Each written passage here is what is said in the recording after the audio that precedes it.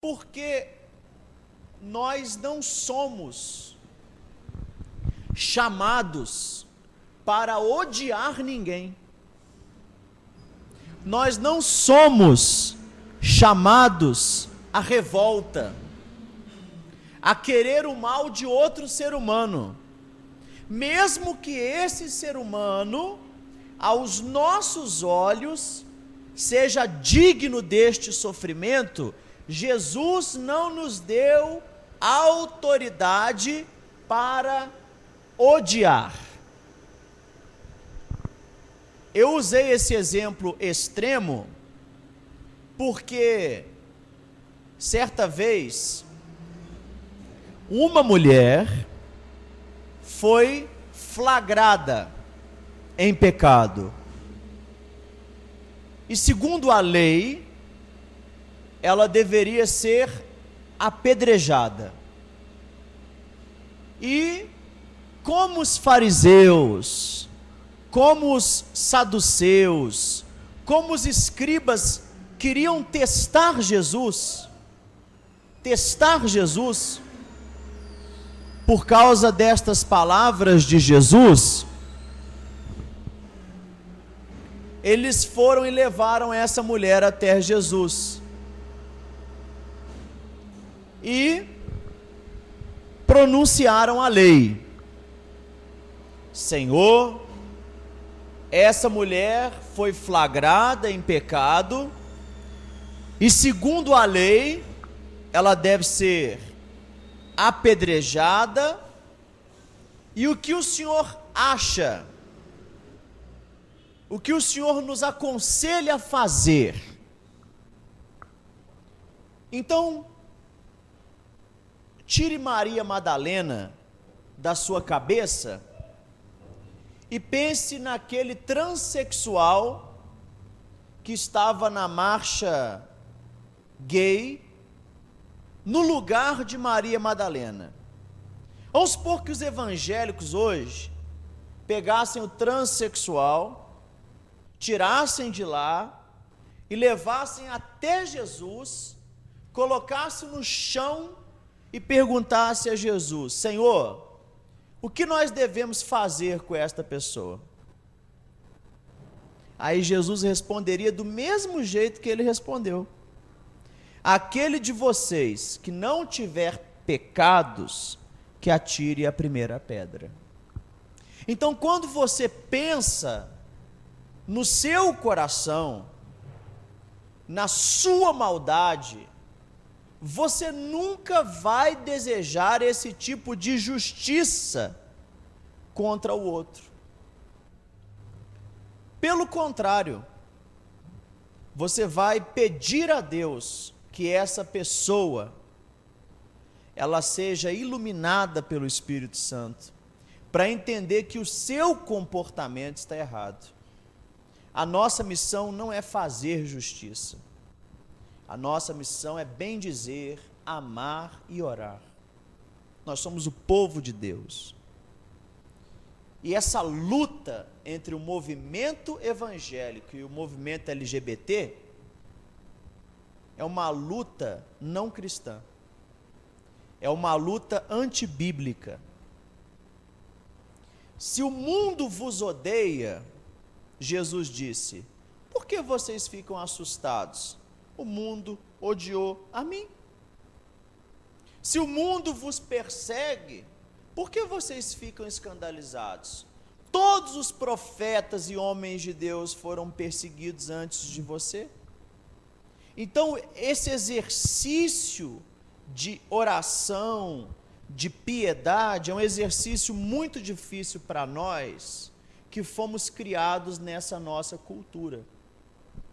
Entender o homossexual hoje é muito difícil.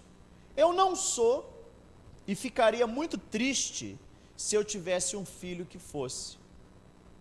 Mas observe como é que a igreja ela só pensa em adultério, homicídio, homossexualidade e roubo. Para a igreja parece que só existem 4 pecados.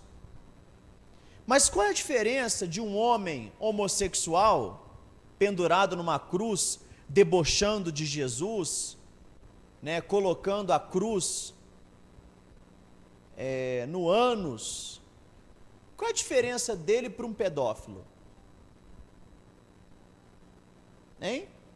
Ali ele está ofendendo a Deus, mas o pedófilo, muitas vezes é um padre pedófilo, é um pastor pedófilo, que está abusando de uma criança.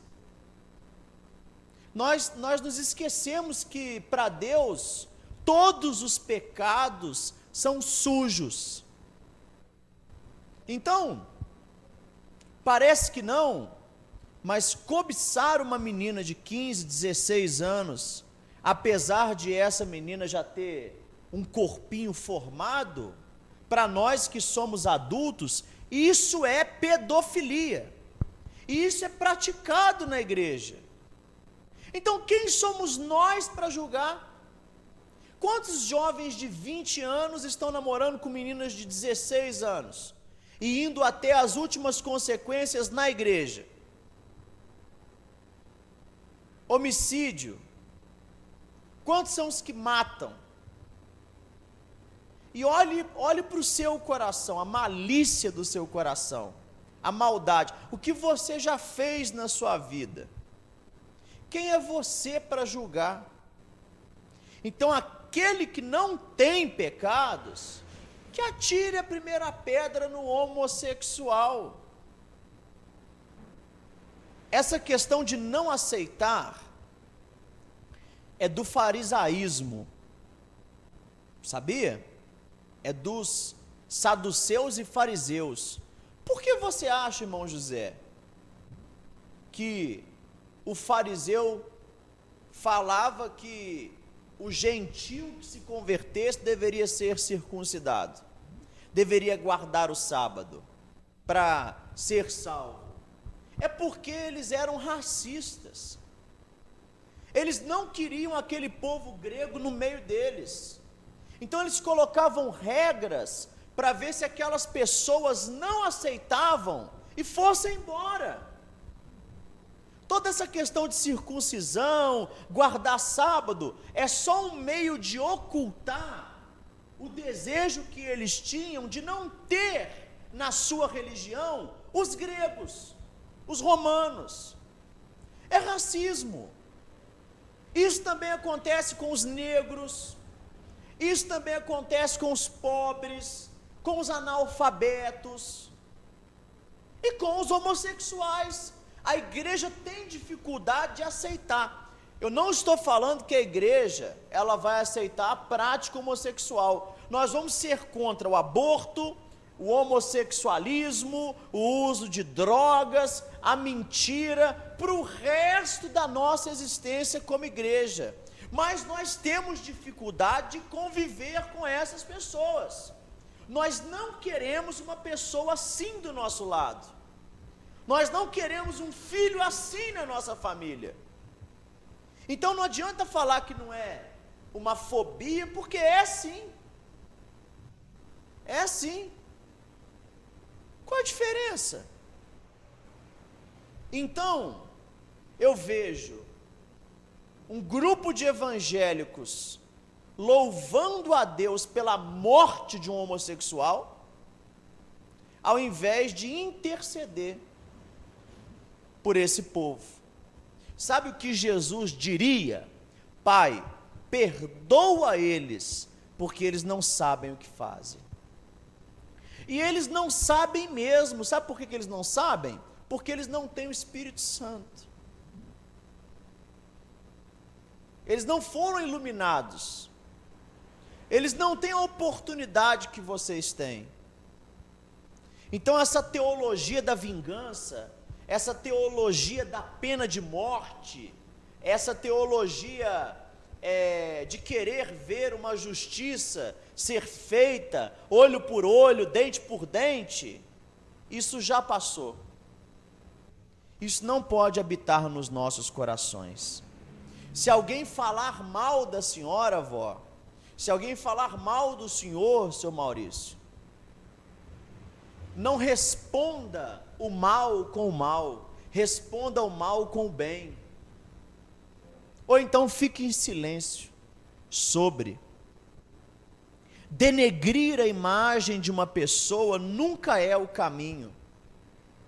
O que uma pessoa ganha em chegar para outra pessoa e falar que fulano ou ciclano é um pecador? O que uma pessoa ganha, irmão José, em falar mal de um pastor, em falar mal de qualquer pessoa? O que você ganha com isso? Virtude e espiritualidade profunda é você amar essas pessoas e saber que elas só fazem aquilo por ignorância, e que o ódio que habita no coração delas, talvez nós mesmos, por causa da nossa religião, despertamos neles. Isso a gente não quer aceitar, porque tem gente que é sem motivo. Mas pense bem, será que Martin Luther King, quando ele deu aquele grito, né, I have dream, eu tenho um sonho de que os meus filhos não sejam julgados pela cor da pele, mas pelo seu caráter, ele deu esse grito por causa do racismo. Mas será que os negros naquela época eram aceitos na igreja dos brancos, ou tinha igreja dos negros e igreja dos brancos? Tinha igreja dos negros e igreja dos brancos. Então a igreja dos brancos, por não aceitarem os negros, é que causaram ódio no coração dos negros. Talvez a nossa forma de tratar o homossexual é que faz com que o homossexual nos odeie. É claro que existem as suas exceções, mas eu quero dizer que amar é difícil, porque amar dói. Amar um filho é igual um pai que corrige um filho. O pai vai e corrige o seu filho.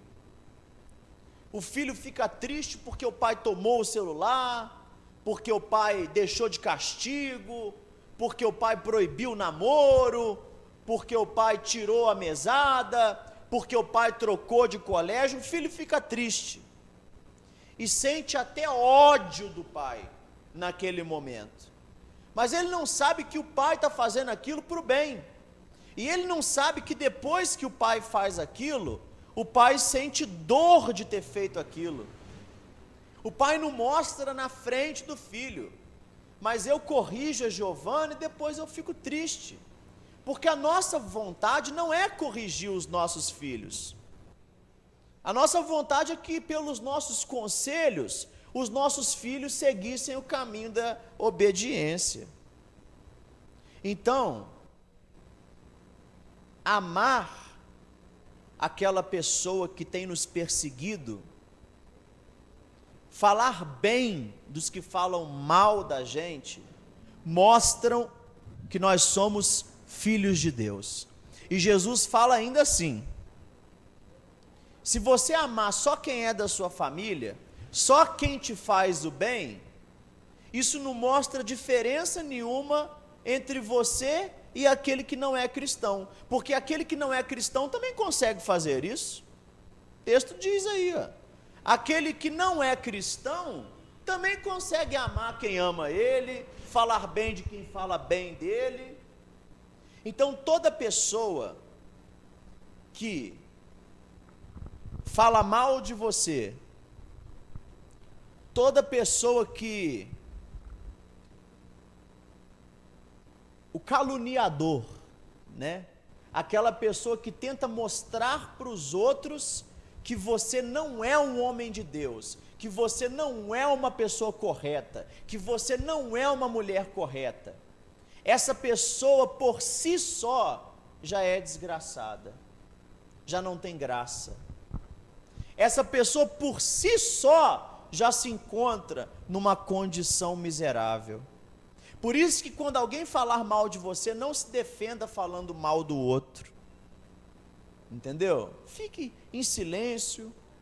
Fale assim: poxa vida, se ele pensa isso de mim, se ela pensa isso de mim, Deus conhece o meu coração. Deus é o meu juiz. Deus é o meu advogado. Não rebata. Ore. Não permita que o sentimento de mágoa e de vingança habite no seu coração. E eu estou falando isso para o seu bem. Tá?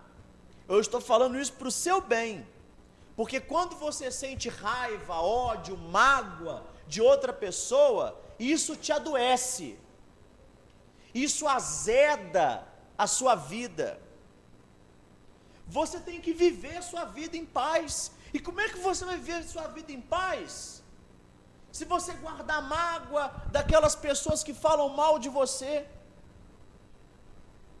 Lembra quando Pedro disse para Jesus: ainda que todos te abandonem, eu jamais te abandonarei?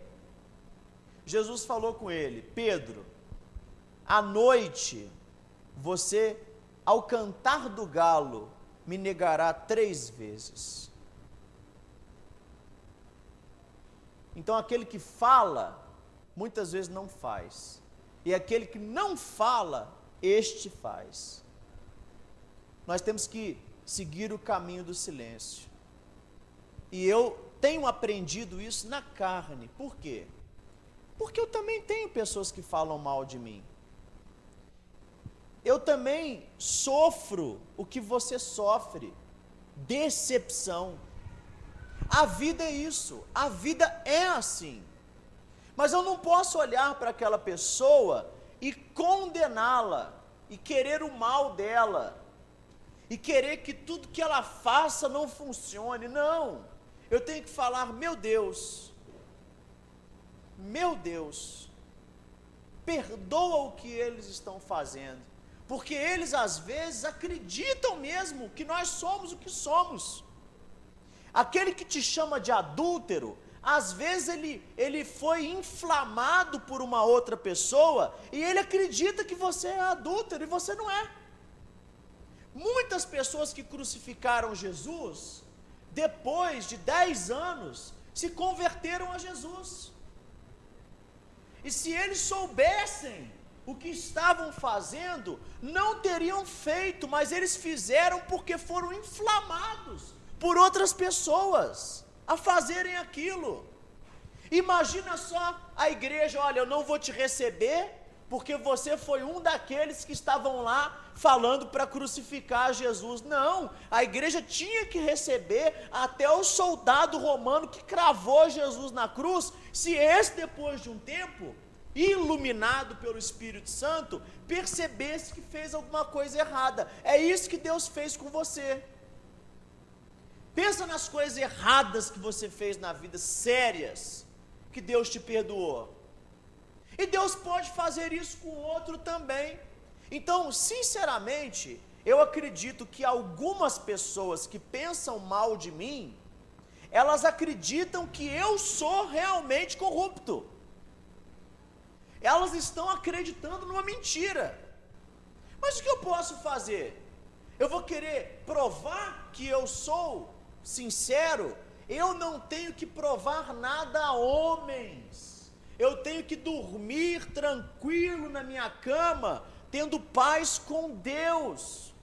Porque se você tentar agradar homens, você vai sofrer muito na vida, porque vai ter muita gente que vai desconfiar da sua integridade, vai desconfiar do seu casamento, vai desconfiar de tudo na sua vida. Eu sei que é difícil, me entendam, irmãos, eu sei que é difícil, mas Jesus nos manda orar por aquelas pessoas que estão nos perseguindo. Jesus nos manda amar os nossos inimigos. Jesus nos manda amar aquela pessoa que pendurou na cruz lá, em deboche, o transexual. Ele não nos manda pedir fogo do céu sobre eles. Quem conhece o seu próprio pecado não olha para o outro pensando que é melhor. Eu não posso olhar para o senhor Maurício, e pensar que eu sou melhor do que o senhor. Se eu pensar isso, eu já pequei.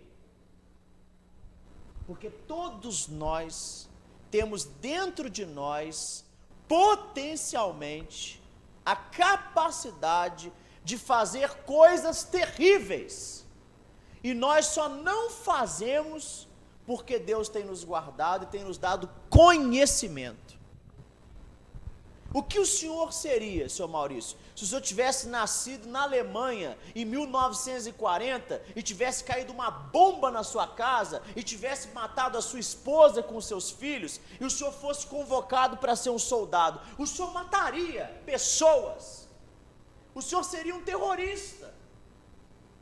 Porque o contexto da sua vida seria esse. E se o seu filho fosse um homossexual? Você vai deixar de amar ele? Eu não acredito nisso. A gente vai sofrer muito, mas um pai e uma mãe nunca abandona o filho. Nunca abandona o filho. Então aquele que não tiver pecados, que atire logo a primeira pedra. Agora aquele que vai ali, vem aqui, vai na praça, vai no bar, vai na igreja, vai no salão de cabeleireiro, vai na padaria, falar mal de um outro alguém, essa pessoa está doente. Ela está doente. Ela está fanática. Nunca isso existiu. Nunca.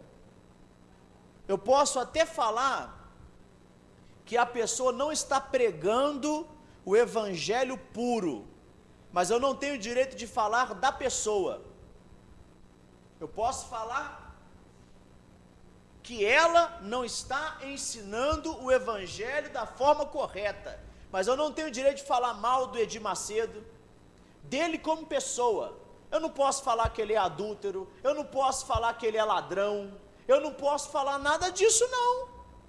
Sabia disso? Eu não posso falar do Valdemiro que ele é ladrão. Não posso. Eu posso falar assim, olha, eu não interpreto o evangelho como ele. Eu creio que ele prega o evangelho distorcido. Isso eu posso falar, porque eu também sou chamado para pregar o evangelho. Eu não posso desejar que o Chico Xavier, se tivesse vivo, morresse. Quem sou eu para desejar a morte de alguém?